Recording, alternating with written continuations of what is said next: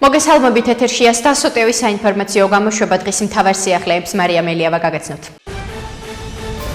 დღევანდელ დღეს 1 ივნისის მსოფლიო ბავშვთა დაცვის საერთაშორისო დღეს აღნიშნავს. ეს დღე 1925 წელს ბავშვთა კეთილდღეობისადმი მიძღვნილ კონგრესზე ჟენევაში დაფუძნდა. ბავშვთა დაცვის საერთაშორისო დღე მრავალ ქვეყანაში, მათ შორის საქართველოშიც აღინიშნება. ამ დღის აღნიშვნის მიზნებია დავიცვათ ბავშვთა უფლებები, მოვახდინოთ საზოგადოებრივი აზრის მობილიზება, რათა გაძლიერდეს ზრუნვა ბავშვთა ჯანმრთელობის გაუმჯობესებისა და მათი დემოკრატიული აღზრდა განვითარებისათვის. ბავშვთა უფლებების დაცვის დღე თითოეულ ჩვენგანს აძლევს ბავშვთა უფლებების ადვოკატირების პოპულარიზაციის და აღნიშვნის თანბეჭდავ შესაძლებლობას, რომელთა გარდაქმნა დიალოგებსა და ქმედებებში ბავშვებისთვის უკეთესი სამყაროს შექმნის საწინდარია. ბავშვთა დაცვის საერთაშორისო დღეს 1 ივნისს დედაქალაქის სხვადასხვა უბანში მრავალი აქტივობა გაიმართება. ცენტრალური ღონისძიება კი დედაენის ბაღში შედგება. ამ დღეს დაგეგმილი აქტივობების შესახებ მთავრობის ხდომაზე დედაქალაქის მერმა კახა კალაძემ ისაუბრა. ცენტრალური ღონისძიება დაგეგმილია დედაენის ბაღში, სადაც განსაკუთრებული პროგრამა ელოდება ჩვენს პატარებს. გარდა საბავშვო კონცერტისა 15 საათიდან დედაენის ბაღში გაიმართება სხვადასხვა სახის ღონისძიება. მოეწყობა ღია ბიბლიოთეკა და კინოს კუთხე, ჭადრაკის კუთხე, ხელოვნების სახლების საგამოფენო სივრცე. გვექნება სპორტული აქტივობები, თექის, კალიგრაფიისა და გამოყენებითი ხელოვნების ვორქშოპები. გაიმართება მეწარმეთა გამოფენა გაყიდვა, მოეწყობა ზღაპრის კუთხე, თოჯინების თეატრი, არტ-თერაპია. იქნება სპეციალური საჭიროების მქონე ბავშვებისთვის განკუთვნილი გასართობის შესაბამისი აქტივობები. განაცხადა კახა კალაძემ. წლევანდელი წელი არის ძალიან მნიშვნელოვანი. ეს არის საიუბილეო წელი ჩვენი ეროვნული ვალუტისთვის. ლარის მიმოქცევაში შესვლიდან 30 წელი აღინიშნება. ამის შესახებ საქართველოს პრემიერ-მინისტრმა ირაკლი კობახიძემ ლარის მიმოქცევაში შესვლიდან 30 წლის იუბილეისთან დაკავშირებულ საერთაშორისო კონფერენციაზე სიტყვით გამოსვლისას განაცხადა. ირაკლი კობახიძის თქმით, ეროვნული ვალუტა ლარი უკვე ჩამოყალიბებულია როგორც ჩვენი სახელმწიფოებრიობის ერთ-ერთი მნიშვნელოვანი სიმბოლო. ჩვენ ვართ მცირე ქვეყანა, მაგრამ გვაქვს ძალიან მდიდარი ისტორიული ტრადიციები და უნდა აღინიშნოს, რომ პირველი ქართული ფული კოლხური თეთრი ჯერ კიდევ 26 საუკუნის წინ მოიჭრა. 800 წლის წინ თამარ მეფის სახელით მოჭრილი ფული რეგიონის ერთ-ერთი წამყვან ვალუტად იქცა. ერეკლე მეფის მიერ გამოშვებული ფული 260 წლის წინ ამიერკავკასიაში ყველაზე სანდო სავაჭრო ერთეული იყო. ზუსტად ამ ტრადიციების გაგრძელებაა ქართული ლარი, რომელიც უკვე 30 წელია ემსახურება ჩვენი სახელმწიფოს ინტერესებს. განაცხადა ირაკლი კობახიძემ. საქართველოს პრემიერ-მინისტრი ირაკლი კობახიძე ამერიკის შეერთებული შტატების სენატის საგარეო ურთიერთობათა კომიტეტის წევრ სენატორ სტივ დეინსს შეხვდა. აღნიშნულ ინფორმაციას მთავრობის ადმინისტრაცია ავრცელებს. მათივე ცნობით შეხვედრისას საუბარი შეეხო აშშ-ის საქართველოს ურთიერთობებს, საქართველოს როლს რეგიონში, ასევე ქვეყანაში არსებულ პოლიტიკურ ვითარებას.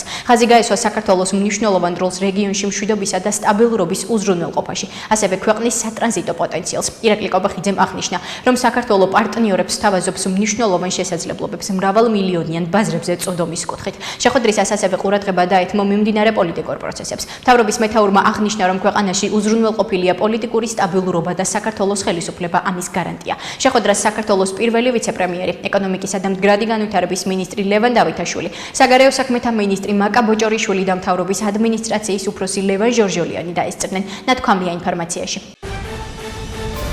ამ საქმეებზე ადრე თუ გვიან ყველას მოეთხოვება. მთია წულუკიანის შოუები მონაგონი იქნება დამიჯერეთ.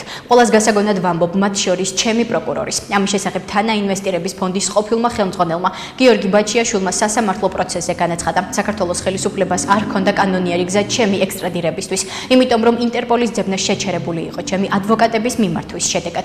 ინტერპოლს არ გაუჭირდა რამდენიმე დღეში დაედგინა, რომ ჩემი სისხლის სამართლებრივი დევნა სრულად პოლიტიკურია. მე თქვენ გთხოვთ, რომ ჩემი ეს განცხადება მიიღოთ ახალი გამოძიების დაწყებად. ზუსტად ყველა დეტალს შევატყობინებ გამოძიებას, არა იმიტომ, რომ მე ამ გამოძიების იმედი მაქვს, არამედ იმიტომ, რომ კიდევ ერთხელ დავანახო საზოგადოებას, რა ქვეყანაში ვცხოვრობთ და ვის კრიმინალურ შეკვეთებს ასრულებს დღეს მთელი სახელმწიფო. ეს არის დაუშვებელი და ეს არის ჩვენი ქვეყნის სირცხვილი პირდაპირ კეთყვით. დღეს თქვენ ასამართლებთ პირადად ბიძინა ივანიშვილის პატიმარს. ამ საქმეებზე ყველას მოითხოვება ადრე თუ გვიან თეა წულუკიანის შოუები მონაგონი იქნება დამიჯერეთ. ყველას გასაგონად ვამბობ, მათ შორის ჩემი პროკურორის. განაცხადა გიორგი ბაჩიაშვილმა.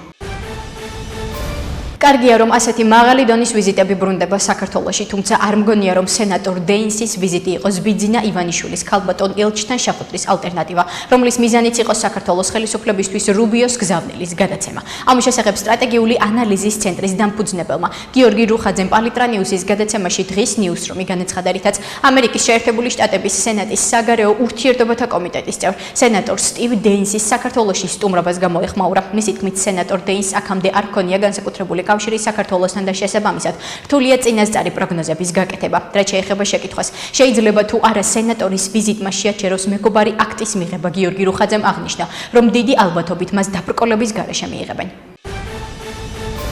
საქართველოს მეხუთე პრეზიდენტ სალომე ზურაბიშვილის განცხადებით წინააღმდეგობის პლატფორმამ ვაიმარის სამკუთხედის ლიდერებს იმ საკითხებით მიმართა, რომლებიც დღესვე პარტნიორების ყურადღებასა და ევროკავშირის უფრო აქტიურ, ეფექტურ და ჩამოყალიბებულ პოლიტიკას მოითხოვს საქართველოს მიმართ. ამის შესახებ ზურაბიშვილმა ბრიფინგზე განაცხადა. მისივე განცხადებით მათ მიმართვაში გაიმეორეს ორი ურყევი მოთხოვნა: პოლიტიკური პატიმრების დაუყოვნებლივ გათავისუფლება და ახალი საპარლამენტო არჩევნების დანიშვნა. გეოპოლიტიკური გამოწვევების, საგარეო შოკების და ტურბულენტობის მიუხედავად ქვეყანაში შექმნილმა მაკროეკონომიკურმა სტაბილურობამ და მშვიდობამ უზრუნველყო ჩვენი ეროვნული ვალუტის სიმყარე. ჩვენი სავალუტო ბაზარი არის მდგრადი რყევების მიმართ, რაც ლარის მიმართ საზოგადოების ნდობას კიდევ უფრო მეტად განამტკიცებს. ამის შესახებ საქართველოს პრემიერ-მინისტრმა ირაკლი კობახიძემ ლარის მიმოქცევაში შესვლიდან 30 წლის იუბილესთან დაკავშირებულ საერთაშორისო კონფერენციაზე სიტყვით გამოსვლისას განაცხადა. როგორც პრემიერ-მინისტრმა აღნიშნა, საქართველოს მთავრობა, ეროვნული ბანკი ორიენტირებულია კონკურენციის და ფინანსებზე ხელმისაწვდომობის ზრდის ხელშეწყობაზე. გაზრდილია ბიზნეს სესხების რაოდენობა, რაც მეტ ინვესტიციას, ადგილობრივი ბიზნესის ზრდას და ახალი სამუშაო ადგილების შექმნას ნიშნავს.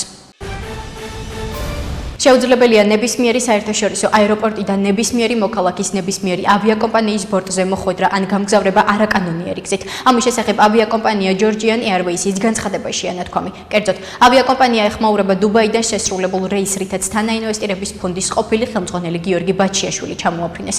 ამასთან კომპანია აცხადებს, რომ კერძო პირების მიერ შეკვეთილი რეისების შესახებ ინფორმაცია წარმოადგენს პერსონალურ ინფორმაციას, რაც დაცულია კანონის მიერ და მისი გაცემის უფლება კომპანიას არ აქვს. შეგახსენებთ, გიორგი ბაჩიაშვილი სასამართლოს სხდომაზე განაცხადა, რომ მისი საქართველოში ჩამოყვანა გადაცებით მოხდა. ბაჩიაშვილი ამბობს, რომ ადგილი ჰქონდა საერთაშორისო დანაშაულს ჩატენეს აირზენას თვითმფრინავში და ჩამოიყვანეს მოტაცებული. აფხაზეთის ავტონომიური რესპუბლიკის მთავრობის წარმომადგენლებმა თბილისში ავჭალის დასახლებაში უწერის 11 ნომერში ხანძრის შედეგად დაზარალებული მოსახლეობა მოინახულეს და არსებულ ვითარებას ადგილზე გაეცნენ. ამის შესახებ ინფორმაციას აფხაზეთის ავტონომიური რესპუბლიკის მთავრობა ავრცელებს. აღნიშნულ საკითხთან დაკავშირებით აფხაზეთის მთავრობის თავმჯდომარე ლევან გალობლიშვილის დავალებით, აფხაზეთიდან დროებით დევნილი დაზარალებული ოჯახების დასახმარებლად აფხაზეთის მთავრობის სარეზერვო ფონდიდან გამოიყო თანხა, რომელიც დევნილთა საცხოვრებლებში სარემონტო სამუშაოები განხორციელდება.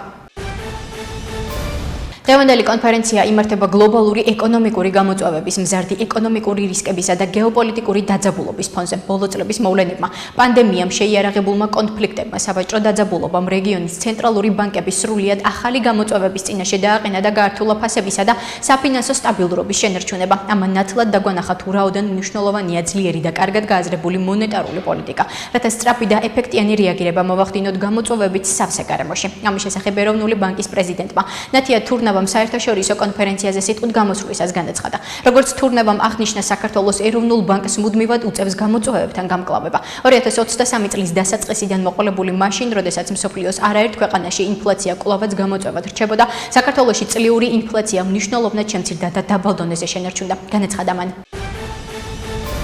ახლა კი გაგაცნობთ უცხოეთის სიახლეებს.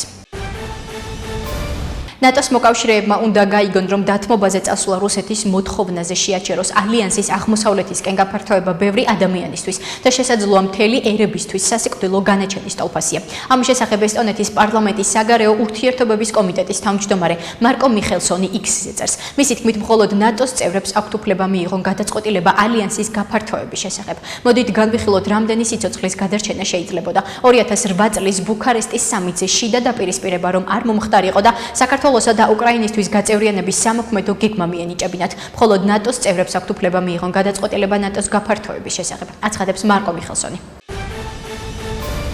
უკრაინის პრეზიდენტ ვოლოდიმირ ზელენსკის განცხადებით, გერმანიასთან ტაურუსის რაკეტებთან დაკავშირებით დიალოგი გრძელდება, თუმცა არა საჯარო დონეზე, განაცხადა ზელენსკიმ. ასევე უკრაინისთვის ტაურუსის შორმანძილზე მოქმედი ფრთოსანი რაკეტების შესაძლო მიწოდების საკითხზე კომენტირებისას ზელენსკიმ განაცხადა, ამ მიმართულებით ვმუშაობთ. ამასთან უკრაინის პრეზიდენტმა ხაზი გაუსვა, რომ განხილვა კონფიდენციალურად და კულისებში მიმდინარეობს. არსებობს გარკვეული თემები, რომლებთან დაკავშირებითაც მე და კანცლერი მერცი შევთანხმდით, რომ საჯაროდ არ განვიხილავთ. მე მას ამას დავპირდი და მე ჩემს დაპირებას განაცხადა ზელენსკი. რაც უფრო დიდხანს გაგრძელდება ომი, მით უფრო დიდხანს ვიგრძნობთ მის რეგიონულ და გლობალურ შედეგებს და მით უფრო რთული იქნება მშვიდობიანი გადაწყვეტის გზის პოვნა. ამის შესახებ გაეროს გენერალური მდივნის მოადგილემ პოლიტიკურ და მშვიდობის დამყარების საკითხებში როზმარი დიკლა, რომ ორგანიზაციის უშიშროების საბჭოს ხდომაზე განაცხადა. მან გაიხსენა თებერვალში უშიშროების საბჭოს 2774 რეზოლუციის მიღება, რომელიც პირველი ასეთი დოკუმენტი იყო რუსეთის მიერ უკრაინაში 2022 წელს სრულმასშტაბიანი შეჭრის შემდეგ და რომელმაც დიპლომატიური გადაწყვეტის ოპტიმიზმის განცდა გააჩინა. თუმცა გაეროს გენერალური მდივნის მოადგილის თქმით, მას შემდეგ ეს ოპტიმიზმი საერთაშორისო იმედგაცრუებამ და უკრაინაში თავდასხმების შემდეგ გაჩენილმა კიდევ უფრო მეტმა ტანჯვამ ჩაანაცვლა. იმედი, რომ მხარეები შეძლებენ დასხდომას და მოლაპარაკებას ჯერ კიდევ ცოცხლობს, თუმცა ოდნავ, აღნიშნა გაეროს გენერალური მდივნის მოადგილემ. სერბეთის პრეზიდენტი ალექსანდრ ვუჩიჩი უარყოფს რუსეთის საგარეო დაზვერვის ბრალდებას, რომ სერბეთის თავდაცვის საწარმოები უკრაინისთვის საბრძოლო მასალის მიწოდებას აგრძელებენ. მისი თქმით, რუსეთის დაზვერვის სამსახურის მიერ გაჟღერებული ბრალდებების ნაწილი სიმართლეს არ შეესაბამება. მაგალითად, ისინი სწორად ამბობენ, რომ ჩეხეთის რესპუბლიკასთან კონტრაქტი არსებობს, თუმცა ნებართვა არ გაცემულა და არც ერთი რაკეტის მიწოდება არ მომხდარა. რუს პარტნიორებთან ერთად შევქმნით სამუშაო ჯგუფი ფაქტების დასადგენად. ჩვენ მხოლოდ სერბეთისთვის ვმუშაობთ, აღნიშნა ვუჩიჩმა. შეგახსენებთ, რუსეთის საგარეო დაზვერვის სამსახურმა განაცხადა, რომ სერბული თავდაცვითი საწარმოები ბელგრადის მიერ გამოცხადებული ნეიტრალიტეტის მიუხედავად კიევისთვის საბრძოლო მასალის მიწოდებას განაგრძობენ. ასეთი იყო მიმდინარე სიახლეები მომავალ შეხვედრამდე.